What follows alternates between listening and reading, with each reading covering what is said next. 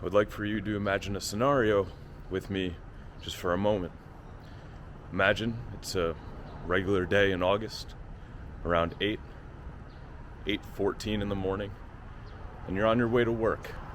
It's a sunny day, everything seems normal. And then all of a sudden, it goes from a sunny day to pitch black, and everything around you is no longer there.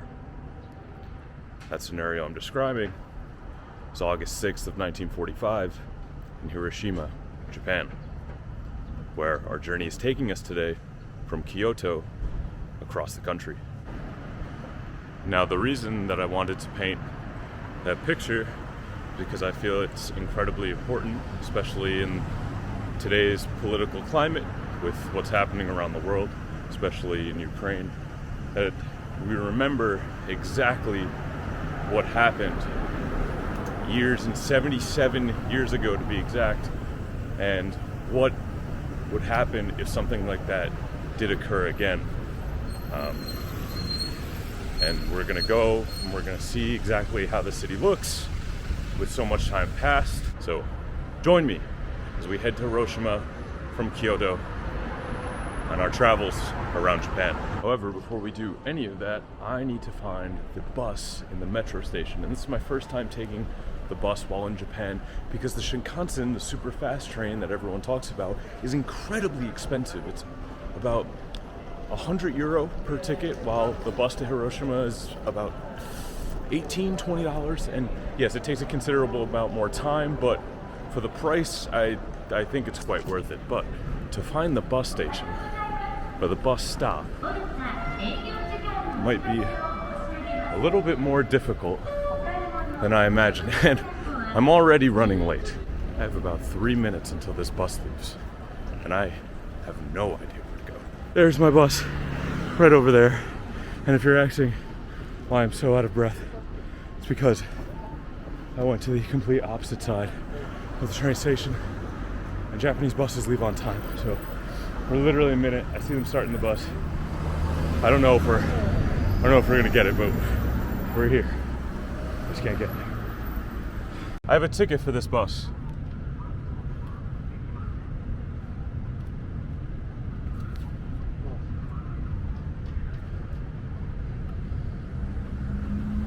So no?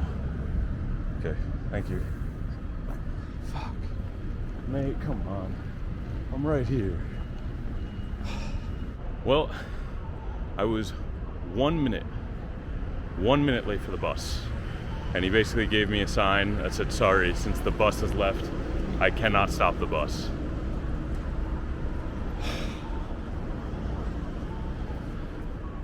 That is super annoying.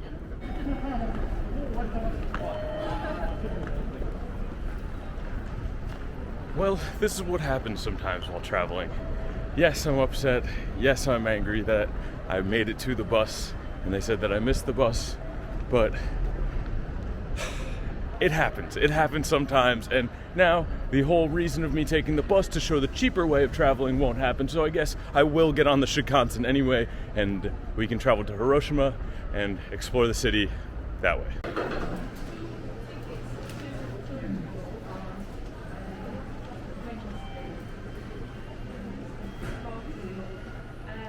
But we've run into another problem on this Japanese adventure.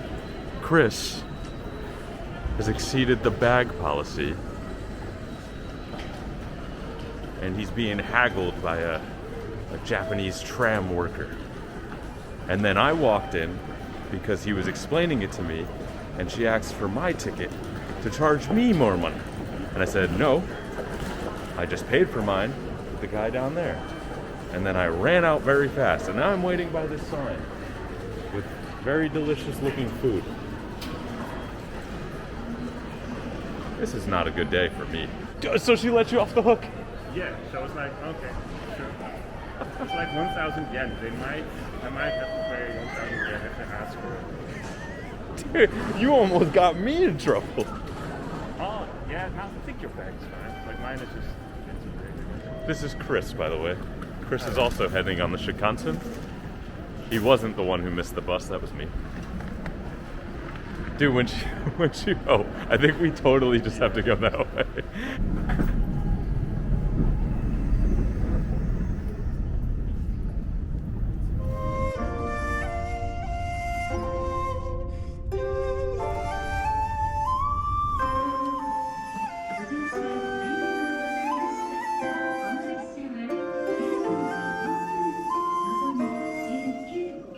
Well, what would have took 8 hours if I got on the bus has only took 2 hours in the Shinkansen, and I want to formally welcome you to Hiroshima. Now, I think it's very important for us to talk about what led up to the United States using the atomic bomb here on Hiroshima, because it was one of the most historically altering events of human history. The Manhattan Project was the code name that was used for the United States development of the atomic weapon, and that started in 1941.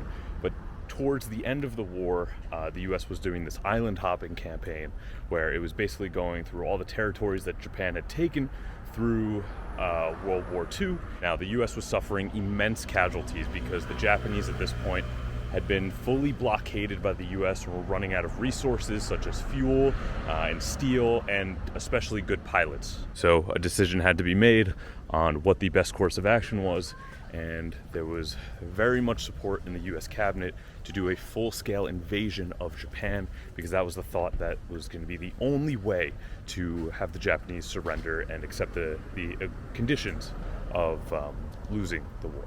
So Truman, with the estimated amount of casualties to invade mainland Japan being 1 to 3 million US casualties, the decision to drop the bomb was made for August 6th at 8:15 in the morning, 1945. The city of 350,000 people had no idea what was about to happen to them within just 1 minute's notice. And this is one of the only buildings remaining from after the explosion. This is the bomb dome, and you can see it is basically completely destroyed except for the foundation, and that's because it was made of concrete.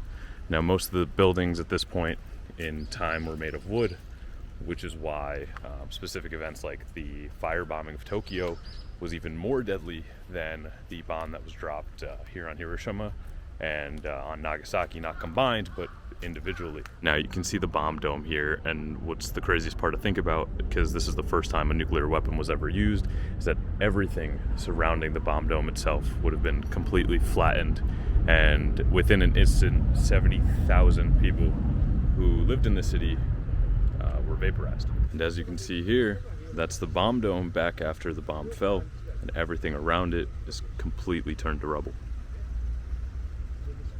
Now, I've been to a lot of really cool places in my life, a lot of really interesting places of my life, but personally, this is something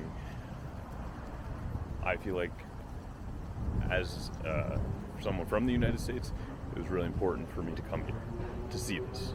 Personally, I think it's a really important time to come see something like this, especially with what is happening in Ukraine and the threats by Russia with nuclear weapons and the fires and destruction going near nuclear power plants.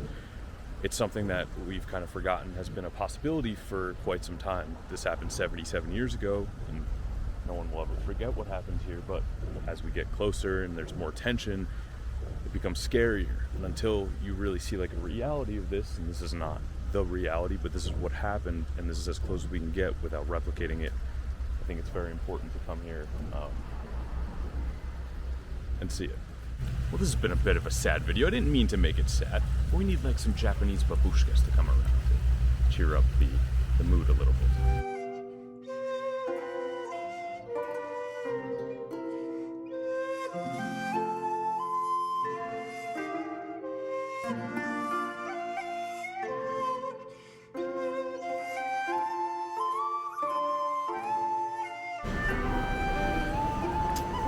So that's going to do it here from lovely Hiroshima, and I hope throughout this video that you learned something that you didn't know about it previously. I know we're taught a lot about it, but coming here and being able to see the city and seeing that the city is completely rebounded, it is now a metropolis with everything that you could imagine, and so many people live here, is a great thing to see. So the next stop on this trip will be Okinawa, and we will be there shortly.